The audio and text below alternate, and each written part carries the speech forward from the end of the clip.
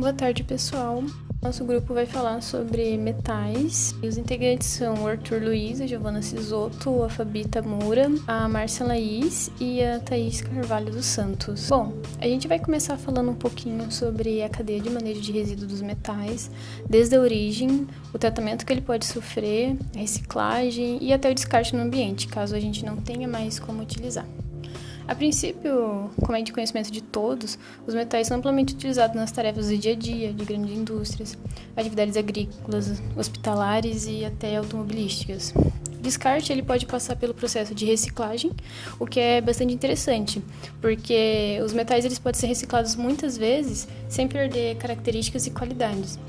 A gente tem também que alguns metais, como ferro e cobre, já são extraídos na forma para ser utilizada.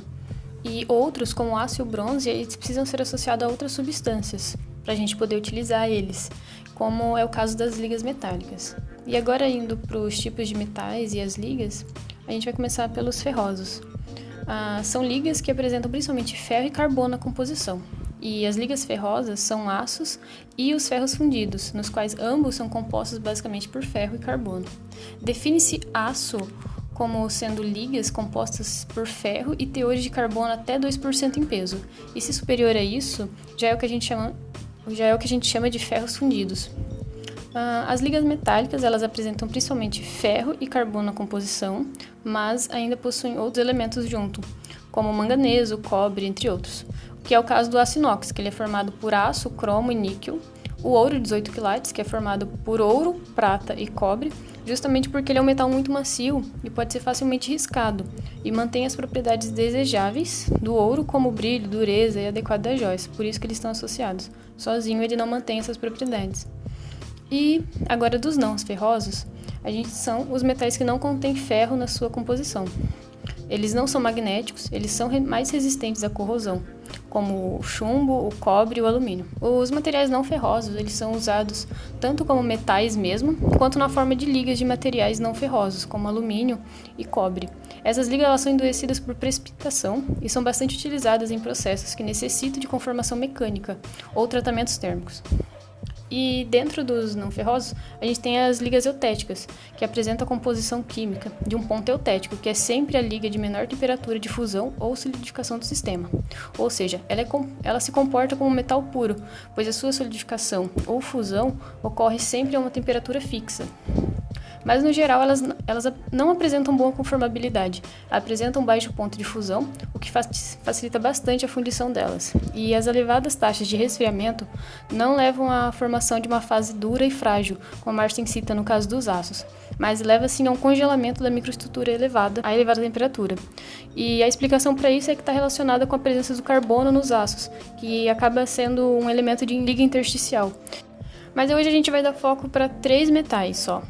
Os não ferrosos, que é o cobre, alumínio e chumbo. E começando pelo alumínio, como já é bem conhecido, ele é um material bem leve, ele possui bastante resistência mecânica, ele é frequentemente utilizado na fabricação de latas, utensílios para cozinha, construção civil, embalagens, manivelas, enfim.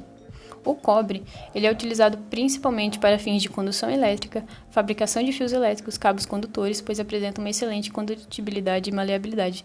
Ele perde só para a prata, porque ela é muito cara, então acaba que a gente usa mais ele.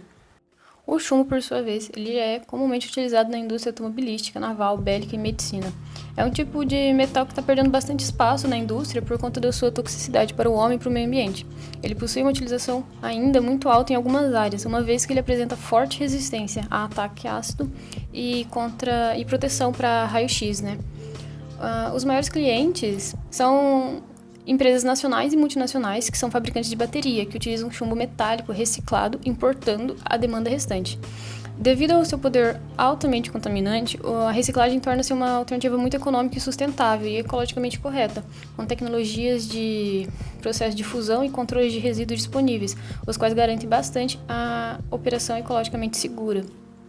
Agora, falando um pouquinho do tratamento para metais não ferrosos, os principais objetivos, no geral, deles são reduzir ou aumentar a dureza, aumentar a resistência mecânica, maximizar a vida útil, ajuste da textura bruta de fusão, eliminação de efeitos e tratamentos prévios.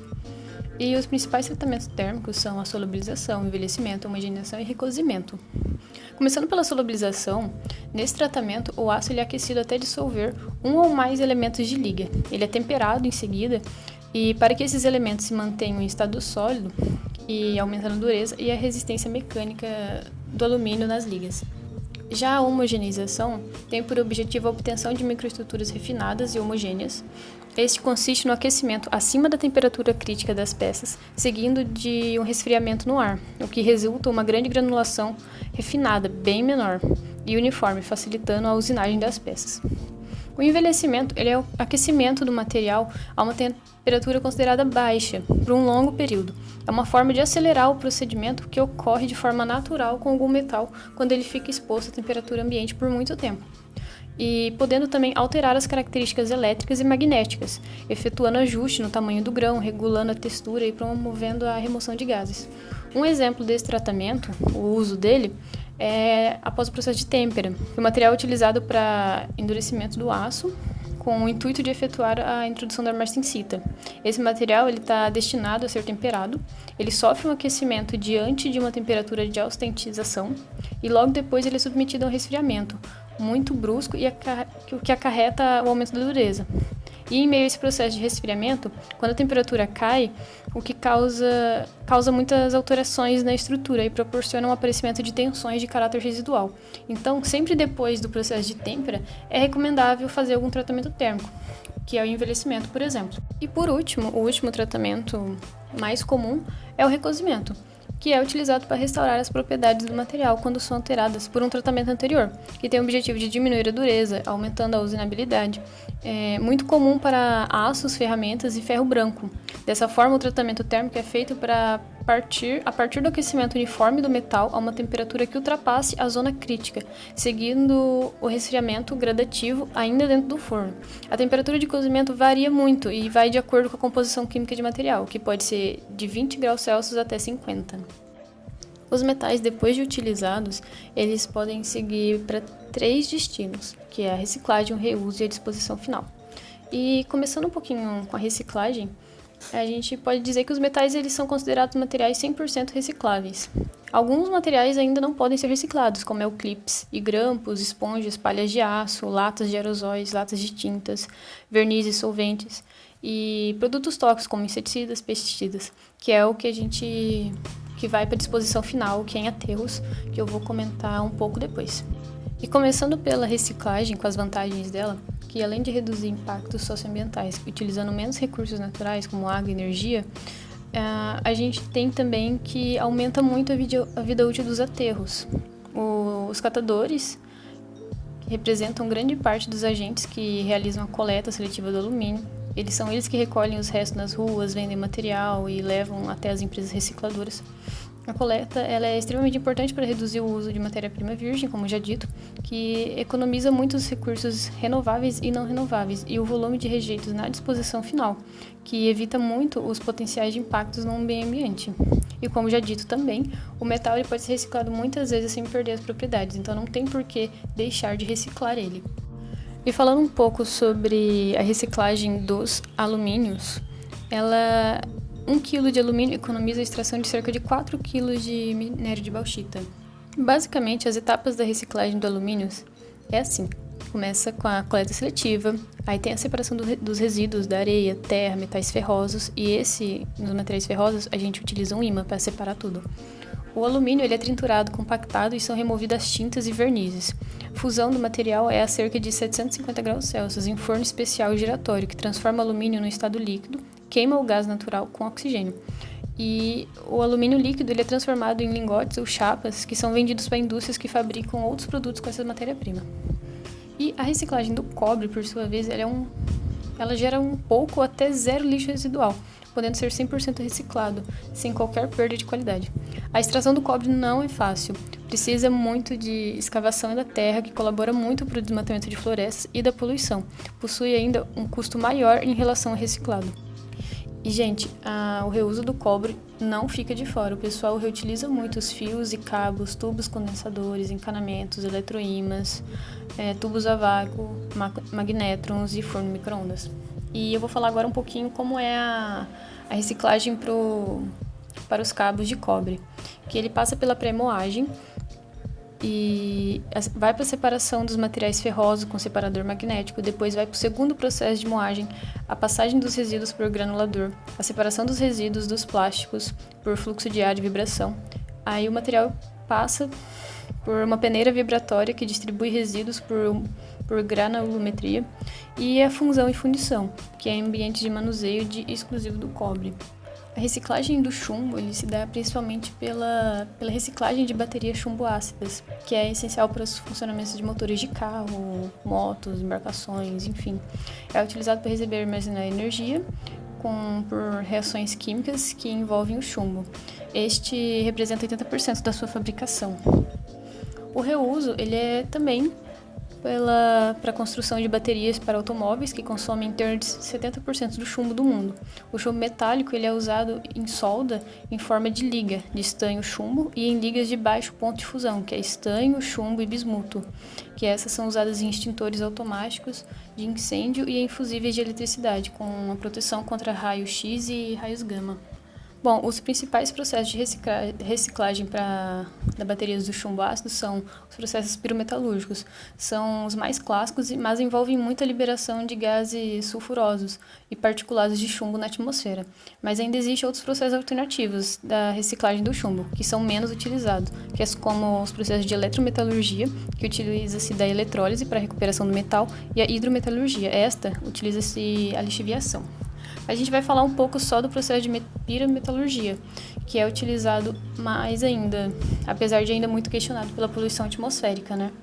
As reações se processam em altas temperaturas com auxílio de um agente redutor e, primeiro, ocorre a coleta por veículos preparados, que leva para os destinos das indústrias e reciclagem onde eles são armazenados.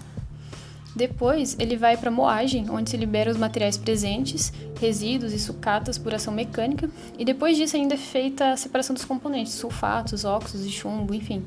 E então ocorre a fusão do chumbo em forno rotativo, que gases provenientes do processo de fusão são expelidos para um sistema de exaustão e filtragem pelo filtro de Manga. E, finalmente, ele passa pelo processo de refinamento. Indo agora para a disposição final dos metais, a gente vai falar da disposição final do chumbo, que vai para os aterros industriais, que nesse caso o chumbo ele vai para o aterro industrial de classe 1. Mas enfim, os aterros industriais eles são regidos por legislação própria e têm por objetivo reduzir os impactos ambientais, com sistemas de impermeabilização, drenagem de gases e efluentes, são imprescindíveis para isso. E possui o mesmo esquema básico de um aterro sanitário, mas são enviados os resíduos provenientes de indústrias. E dependendo do tipo de resíduo, eles necessitam de até um pré-tratamento para que sejam enterrados. Mas tá, tem vários tipos de aterro. Os aterros de classe 1, o aterro industrial classe 1, aterro industrial classe 2A e aterro industrial classe 2B. Mas, começando com o aterro de classe 1, esses recebem resíduos perigosos, como quando apresentam características de inflamabilidade, corrosividade, reatividade, toxicidade e patogenicidade. Enquadram-se nesse grupo solventes halogenados, solventes não halogenados, resíduos resultantes de incineração, produtos químicos, orgânicos, pesticidas, explosivos, tintas, produtos farmacêuticos, óleos automotivos, enfim, tudo isso que pode contaminar. E os resíduos de classe 2, que vão para os aterros industriais de classe 2, são resíduos não perigosos, são classificados em inertes e não inertes. Os resíduos inertes são classe 2B, que são resíduos que, devido às suas características e composição físico-química, não sofrem transformações físicas, químicas ou biológicas de relevo. E os resíduos não inertes vão para os aterros industriais de classe 2A. São resíduos que não se apresentam como inflamáveis, corrosivos e nem possuem tendência de sofrer reação químicas. Os materiais dessa classe podem apresentar propriedades biodegradáveis, comburentes ou solúveis em água, desde que não contaminem. Logo, então, esses aterros eles recebem resíduos não perigosos e menos agressivos para o meio ambiente, que, dependendo do caso, pode até ser levado a aterros sanitários ou lamas de sistemas de tratamento de água, gessos, discos de cortes, EPIs não contaminados, materiais orgânicos de indústria alimentícia e resíduos industriais sólidos. Bom, pessoal, nossa apresentação é isso. Espero que tenham gostado, que tenham ficado claro e possíveis dúvidas podem falar com a gente depois.